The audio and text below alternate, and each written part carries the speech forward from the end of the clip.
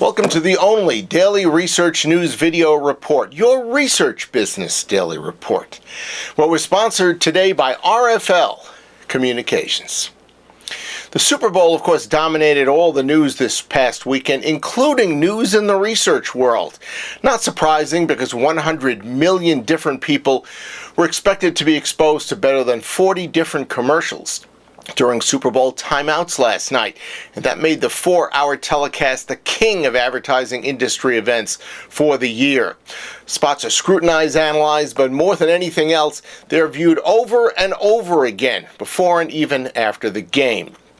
Touchstorm.com set up a live leaderboard for Super Bowl advertising that went live on Sunday morning. It tracked views in addition to monitoring velocity, in other words, how long a brand is able to sustain interest in an ad, likeability, and which views converted into subscribers. Touchstorm CEO Allison Provo said, quote, "The vapor trail left behind by game day creative is far more valuable than the TV spot itself," end of quote. Of course, Super Bowl advertisers were looking at this as their optimum opportunity to achieve broad exposure to every demographic. And, of course, as we mentioned, it began before the game itself. Google's chief business officer Nikesh Arora singled out searches on YouTube last week from leaked Super Bowl commercials as a major business plus for the site. Arora noted, quote, "I do know that we," meaning YouTube, "are becoming central to the biggest brand-building campaigns of the world." In fact, Anheuser-Busch's Puppy Love spot had registered nearly 32 million views before the game itself as of late Sunday morning. And a number of other spots on YouTube had gained hundreds of thousands, even up to millions of pre-Super Bowl views.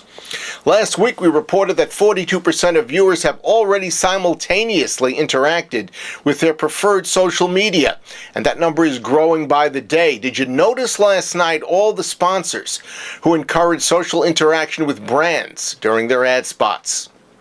In a related note, the San Jose Mercury News reported that Twitter set up war rooms for the Super Bowl to help some advertisers identify the most popular tweets so they could develop quick and clever reactions. And finally, in New York last week, in the days leading up to the Super Bowl, the National Football League arranged to have tiny wireless transmitters mounted throughout the midtown area to send finely tuned messages to smartphones.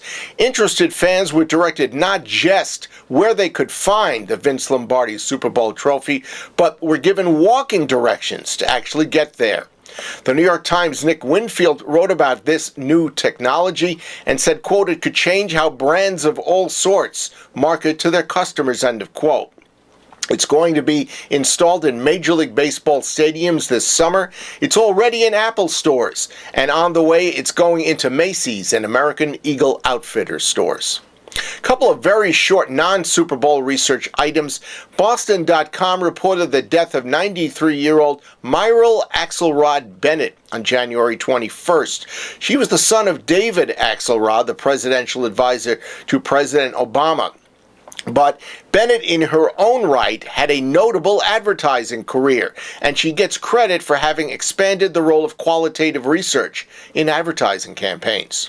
And finally, MRII has kicked off its search for a candidate to replace Executive Director Don Merrick, who's retiring in September. If you're interested, visit georgiacenter.uga.edu/MRII/news.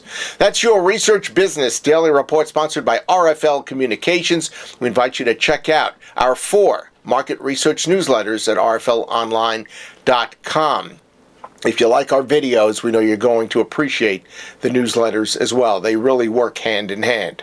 And if you'd like to sponsor RBDR Video News Reports, contact me at rflbob@gmail.com. We'll see you tomorrow with our advertising expert panel's analysis of the most effective and least effective Super Bowl ads.